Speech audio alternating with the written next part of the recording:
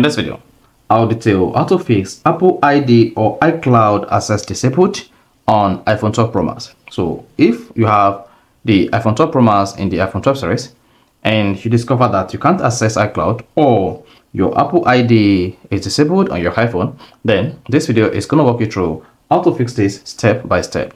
So if you don't know this video, you found this helpful and informative, please don't forget to like and subscribe.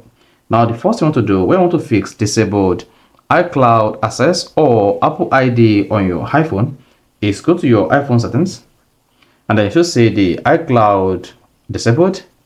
Now scroll down and tap screen time.